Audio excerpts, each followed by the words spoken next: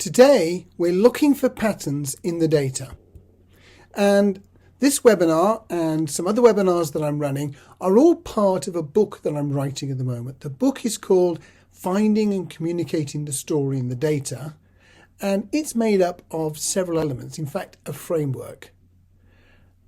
That framework starts with defining the problem.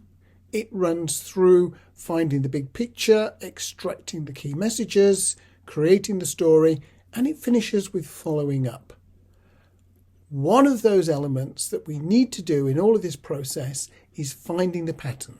Finding the pattern in the data is really relevant to steps 3 and 4 of this framework. So that's what we're going to look at. But before we do that, I just want to mention define the problem. Because if you don't define the problem properly, you're unlikely to find the answer. And if you do find the answer, you're unlikely to recognize it's the answer. So what do I mean by defining the problem? Well, it's a process, and that process includes what is the business question that's being addressed? From that, what are the research questions that need to be answered?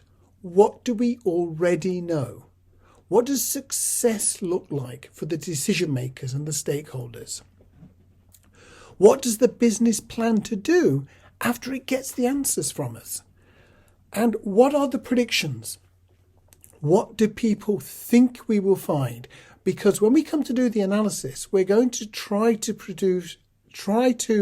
prove those predictions are correct, and we're going to try to prove those predictions are wrong. It gives us a starting point for diving into the ever larger amounts of data. So, finding the pattern in the data. We're going to use the question as a lens. The same data will give us lots and lots of different answers to different questions.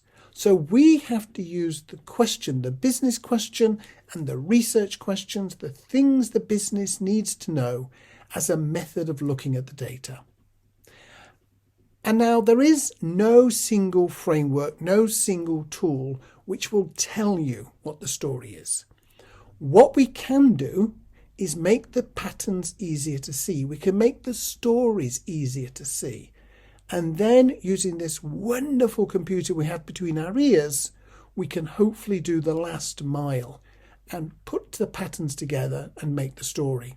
And when we're looking at those patterns, we're going to be looking at connections, correlations, contradictions, and surprises. Those are the sorts of things that help us see relevant patterns that are going to help us produce answers, findings, stories to create impact. Once we have found those bits and pieces, then we can assemble the story.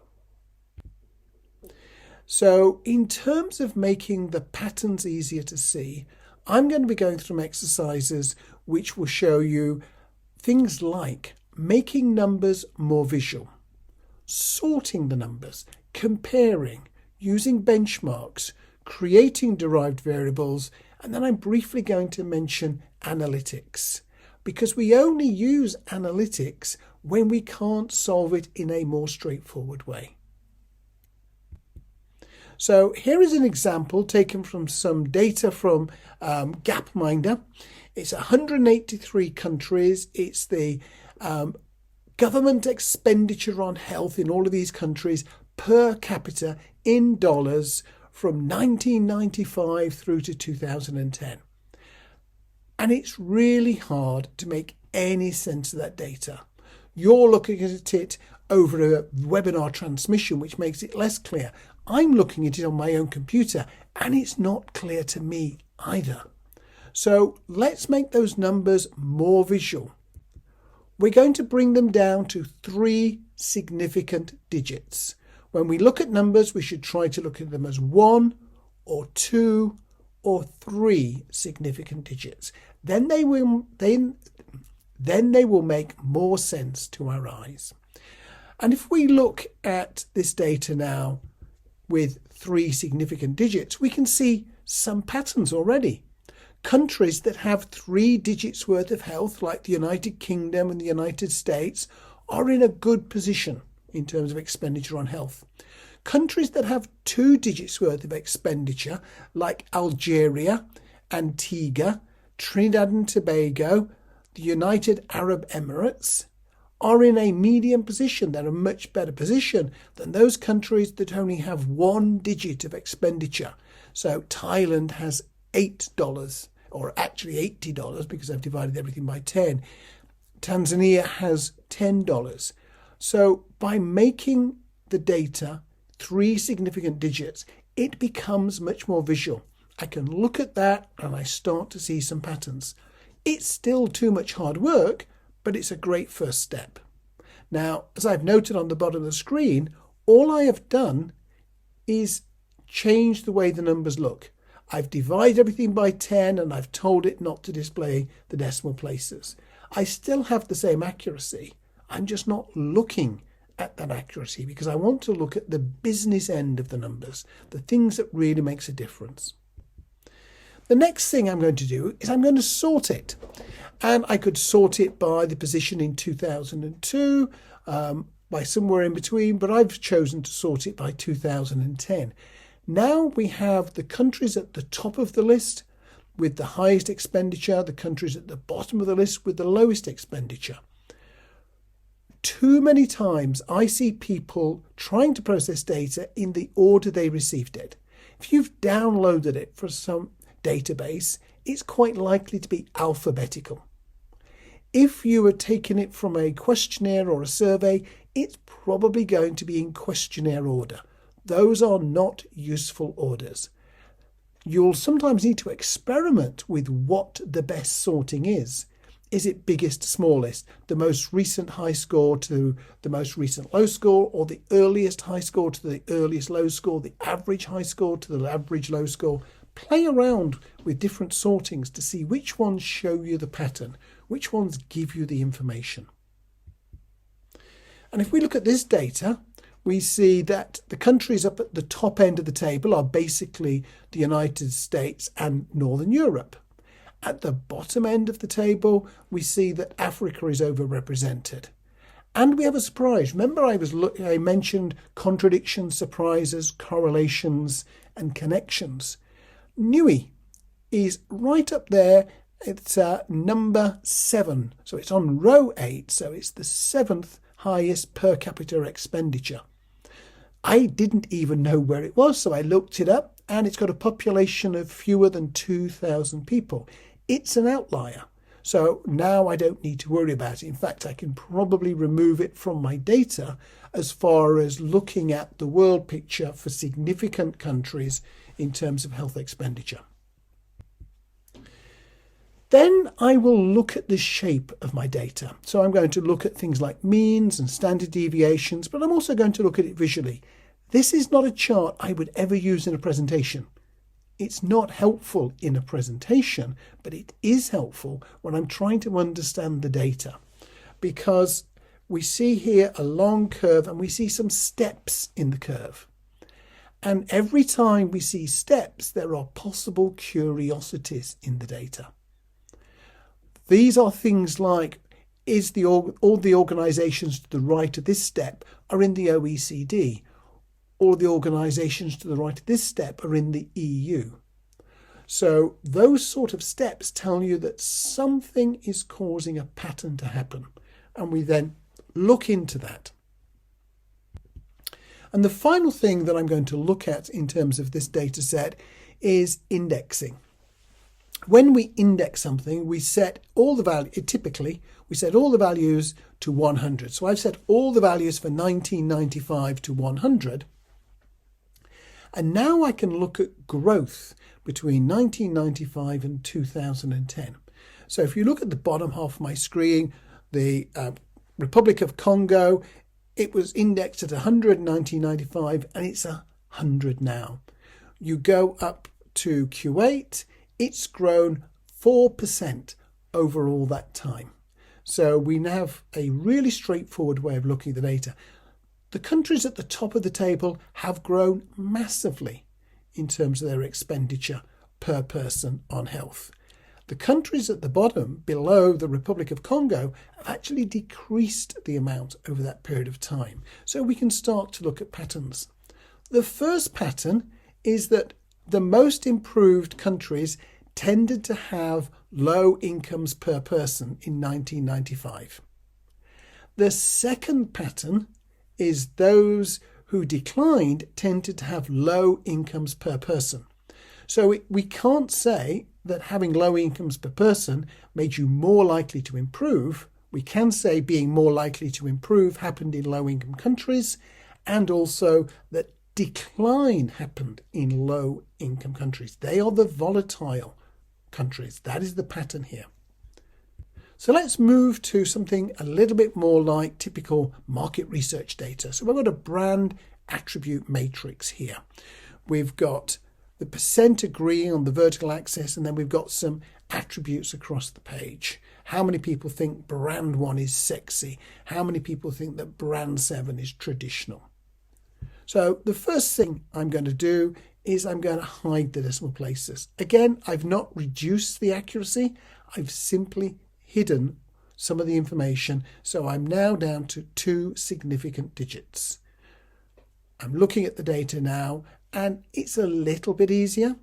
Now, of course, things like Excel and other packages have conditional formatting. So I just select all the cells and say, let's do some conditional formatting. The big numbers are in green, the small numbers are in red. I can start to see some patterns. I can see that quite a lot of brands are rated as sexy. Not many brands are rated as cheap. So we can start to see some patterns. They're not clear yet. So the next thing I'm going to do is I'm going to diagonalize the data. To do that, the first thing I do is I sum the rows and I sum the columns. Then I'm going to sort the rows. So the biggest row is at the top. So brand 4 has more agreements with all of those attributes than any of the other brands. And brand 7 has the fewest. Then I'm going to sort the columns. We're going to sort it left to right, which means you have to select the options in Excel or in whichever package you're using to make sure you're sorting left to right. And now we start to see a pattern emerging already. We can see at the top left, we have got brand 4 and we've got sexy. So sexy is the attribute that's been shifted to the reference position on the far left. Brand 4 is the item which has been shifted to the reference position at the top. So that's half of the diagonalizing. Now we need to get some more information to make sense of the whole table. So I'm going to calculate how far away from brand 4 all of the other brands are. And I'm going to calculate how far away from sexy all of the other attributes are. And the formula is on the page if you want to copy this at home. So then I sort the rows so that the brand that is closest to brand 4 is put next to it at the top, and the next closest. So we have 2, and then we have 5. Brand 7 is the furthest from brand 4. Then we do our left to right sorting. The smallest distance on the left, so the attribute that is most like sexy is stylish. Now we are starting to get a really clear picture. I said it was 2 significant digits. It's not quite true in that every one of those digits has got a percent sign. So 1/3 of the information in every one of those numbers is not useful. It's redundant. So let's take out the percent sign and put it up at the top left. Now we can really start to look at the patterns. I've not done a cluster analysis. I've not done a factor analysis. I've just done a couple of quick sorts and I've grouped the information. And what we can see, first pattern, brands 4, 2 and 5 are sexy and stylish. Brands 6, 1 and 7 are friendly and cheap. So without doing any complicated analysis, we've made the numbers more visual, we've done sorting, and we've used some color coding. And that has brought this information together in a much clearer way. I've mentioned this before, but it's a really important thing. Do not normally, because there are always exceptions, but do not normally use the questionnaire sequence when you're looking at the brand, when you're looking at the attributes, when you're looking at anything. Don't use the order you downloaded them in. Find the right order to make sense of the data. And some of the best data we have available to us to experiment with at the moment is from the coronavirus, COVID all around the world, so many data sets, so many great visualizations going on as well. So I grabbed some data from the Worldometer site back in 2020. And what I've collected is deaths per million and cases per million. And I've charted them in the order that these countries were downloaded. So the world is on the far right because that was where it was in their data set. And then B becomes before C, becomes before F. It's not surprising that in the data set they're alphabetical, because now if I want to find the United Kingdom, I go through the alphabet and I find it. If they weren't sorted alphabetically in a database table, it'd be really hard to find them. But looking at that data, it's really hard to see the pattern. So if I were analysing it, I'd sort it 2 or 3 different ways. And one of the ways I would sort it is by decreasing number of deaths per million. Now we start to see a couple of really straightforward patterns. The first is that we have a benchmark. So anything to the left of the world score has got a higher number of deaths per million. Anything to the right of the world score has got a smaller number of deaths per million. So that is helpful for pattern spotting. The countries with the high death rates include countries from Latin America, the United States, Europe and South Africa. It's not really bunched anywhere. This is not something in 2020, September 2020, you'd point to and say this is a European thing or this is a Latin American thing. Now this was countries all over the world. Lower rates included Europe and Asia. So if we take it, it's not a simple regional thing because Europe has got good scores and Europe has got low scores. So obviously we need to dig in a little bit deeper to see what's going on if we want to understand this data more.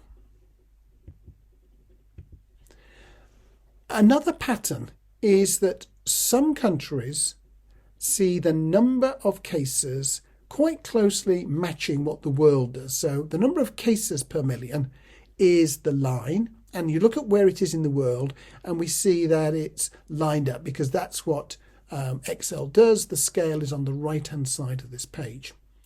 And in Brazil and in the USA, South Africa to a reasonable extent, Germany, Japan, China, we see that the ratio of cases, and deaths is the same as in the world picture. But if we look at the UK, Italy, Sweden and France, we see the number of cases is far fewer in September 2020 than the number of deaths per million. The cases per million and deaths per million have got a different linkage. We have a contradiction in the data. So now we need to start generating ideas about why would we have that contradiction. Were the UK, Italy, Sweden and France perhaps testing fewer people, so they were showing fewer cases? And we could then look at that and test that hypothesis. So we've used a contradiction in the data to help suggest something we can look for in terms of coming up with a new piece of insight or finding. We can also create derived variables. So you're looking at your ordinary crosstabs in a study, you're testing a new concept, and you find that the concept is preferred slightly by younger people. It's preferred slightly by people in London, and it's preferred slightly by men. Well, one of the things you should probably do is create a variable called young men in London. And what you may find is that that group are much more in favour of the concept. Maybe they are actually driving the scores for the younger people group, the people in London group and the men group. It's because it's really liked by this core group. And so creating derived variables tells us whether it's just a bunch of weak tendencies or is there a group inside there for whom it is a strong tendency. Now that's one type of derived variable. There are lots of others. So let's have another example from the world of COVID. This was daily deaths looking up to a little bit after February 2021.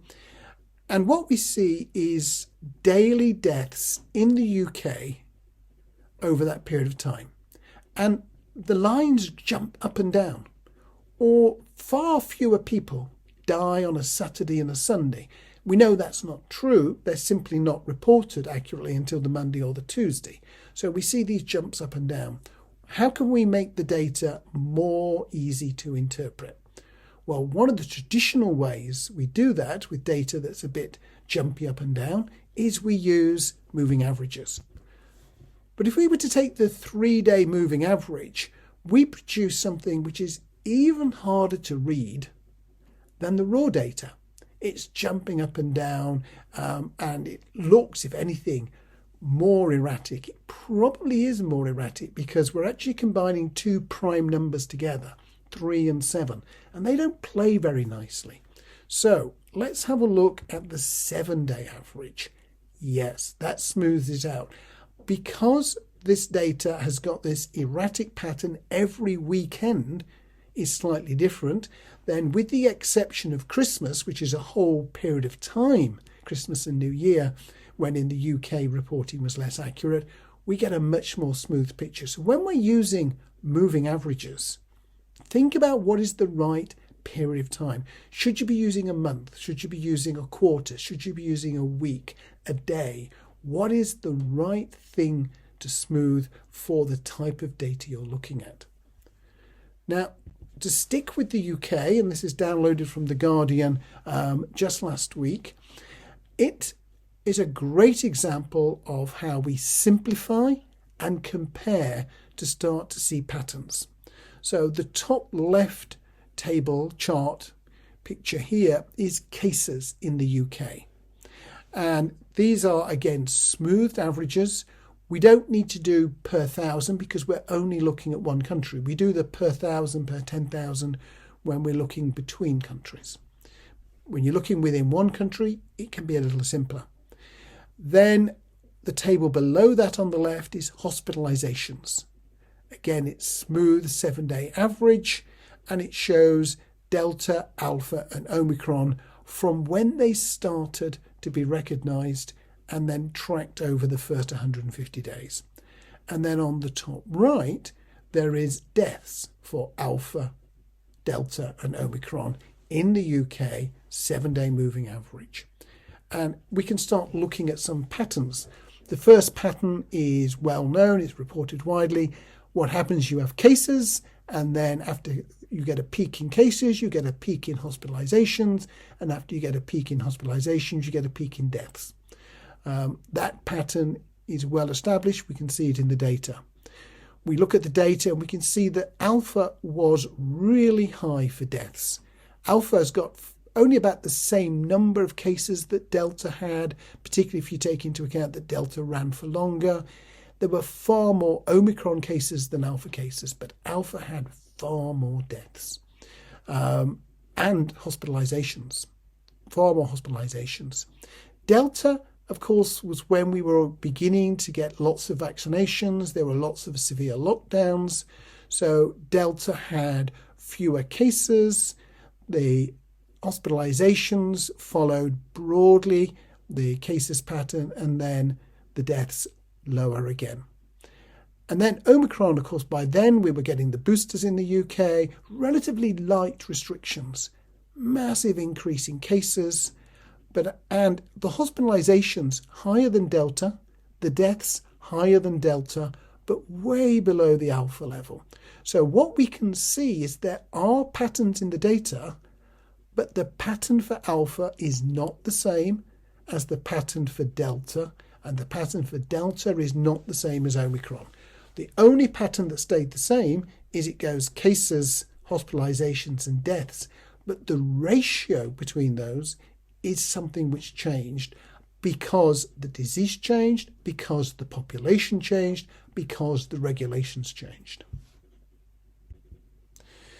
Now, it's really important that when we're doing those comparisons, we look at different perspectives. And this is a fantastic tool on the Financial Times site. And I do recommend that you go to that if you want to explore different ways of visualizing data, or if you want to explore more about COVID. It's useful for both of those purposes. So what I've got here is the data for the United States new deaths attributed to COVID, and we've got that up to about last week. And I'm asking you to show new, I'm asking you to show deaths, it's showing raw numbers, and it's showing the chart in a linear form. Unless you are an expert, I would suggest staying away from logarithmic scales. They are really useful if you know what you're doing. If not, they're very deceptive. So how does the USA compare? Well, I selected some more countries. I added France, Germany, Canada, and Australia. And wow, many, many more people die in the US than die in those other countries. But there are many more people in the United States. So we're going to create derived variables. We're going to do this per 100,000 of population, which is a derived scale. Now we see the USA is currently more deaths. It's not always been the case. If you look in June last year, all of those countries were very, very similar. If you went back to middle of December, Germany actually had more deaths per 100,000 people than the United States have. So we're getting a different perspective. Now, what about the cumulative picture? Because that's just looking at what's happening right now. If we look at the cumulative picture, even looking at the per 100,000, we see there are some fantastically large differences. Australia has had far, far, far fewer deaths than almost anybody on this table. Canada is like way ahead of Germany, which is like way ahead of France, is way ahead of the United States. When we're looking at cumulative data, it's probably less useful to only look back to June last year. So let's take it back to the beginning and we can see different patterns. We can see that France has been worse than the United States, but that they have separated. We can see that Germany used to be better than Canada and then became worse. And we can see that Australia has always performed better. But when we're doing comparisons, we have to be super, super careful that we're selecting the right things to compare with. So there's an option on that Financial Times site which says, show me all the things I've not selected. And if we look at that, we can see there are lots and lots of other countries we could have looked at. And if instead of this set of countries, we had chosen Peru, the Czech Republic, and the United Kingdom, then actually the USA looks dramatically different. It's not that one of these is right and one of these is wrong. We have to make the right assumptions about what the comparisons are and what do looking at different comparisons tell us. There will be something that we will learn by looking at this comparison. There will be something that we will learn by looking at the previous comparison, and they will help build the picture. Another thing you can find from the data sometimes is there are no strong patterns. One of the things I see really often, and this is some data from Statista, looking at how often do you cook from scratch, and this was data from the UK.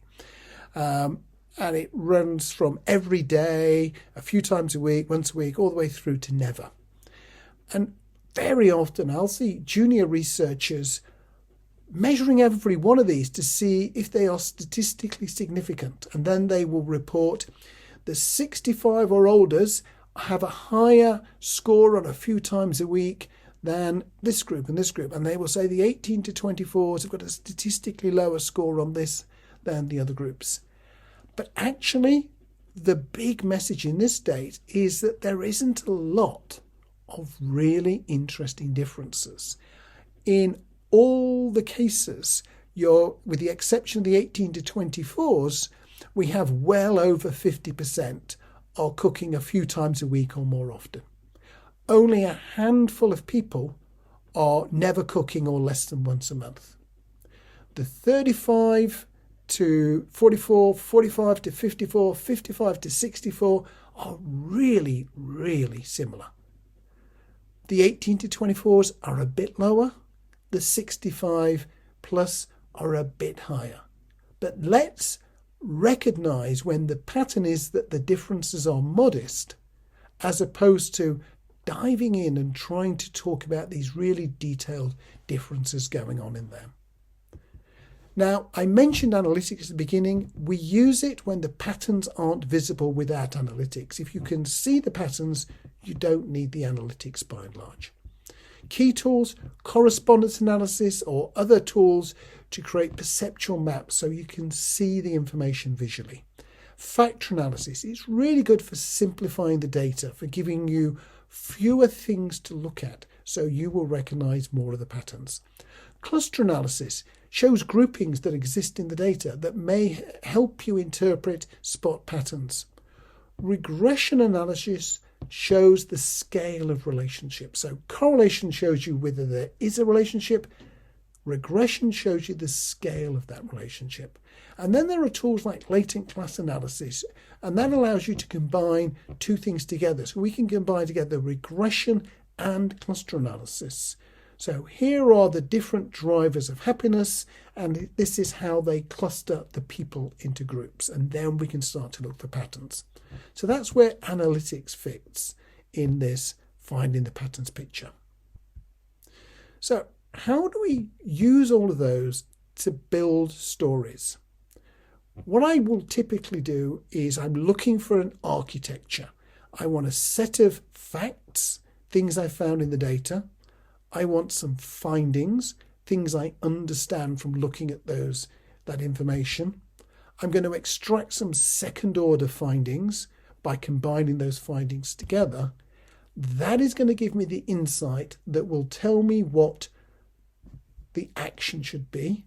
And when I know what the action should be, I will craft a story designed to make that action more likely to happen and for the reasons for that action to be understood. That's the role of the story. The story is a means to an end. It's a means of making the outcome more likely and the reasons for the outcome to be understood. So when I'm looking at all my data, I'm collecting all these pieces of information, I'm looking at patterns, and I start to put them together. And I put the first one down on a metaphorical table or an actual table if that's how you work. And then another one down, it's an unrelated piece of information. Here's another one, but actually it's nice to know because I've got this business question as a lens. And I know that this piece of information just is nothing to do with how do we solve this problem here. And then fact D, it's really quite associated with fact A. It supports it. Then I get another fact, it's quite like that one. Another nice to know. Now I get another one that is quite unrelated to the ones I've had so far, so I'll put that in a new space, keep gathering my information together, and now I've got quite a lot of information down on the table, and I start to think about it and say, okay, where am I going to go next? So we're going to start extracting findings. What do those 4 facts over there tell me? And if they don't tell me anything, then actually they go into the nice to knows. Finding, what do these tell me here? I can have a nice to know finding if I want, and a finding up here, and a second finding. Then we're going to look for these secondary findings. So we combine those two together, we get a finding F. We combine everything we've got so far, and we're going to get the insight. Once we've got the insight, we'll know what the action is the client should take, the decision maker should take, the stakeholder should take. Once we know what the action is, we know the sort of story we have to craft. And we will use some of this information in crafting the story, not all of it, and we will use some other information in crafting the story, because the story we tell is not the story of how we found the answer. The story we tell is the best way of communicating the outcome. So for finding the patterns in the data, we're going to use the question as a lens. We're going to make the patterns easier to see. We're going to look for connections, correlations, contradictions, and surprises. And we're going to assemble a story from that information. So this was the image I showed you at the beginning. Years ago, people looked at the sky and they saw patterns. Now, actually, those patterns don't have a real meaning, but they are useful. So the pattern on the bottom left is Ursa Major, or the plough, as it's known in the UK. If you draw a line from the two stars on the right-hand side of that constellation up, you come to part of Ursa Minor. You come to the Polaris star. The Polaris star is north. If you want to travel across the sea in the dark or across the land in the dark, knowing which way north is really useful, because why we're looking for patterns is so that we can do something useful. These patterns help the travellers find north. That's what we're looking for. We're always trying to help the company find their North Star. So thank you very much for your attention, and I look forward to questions.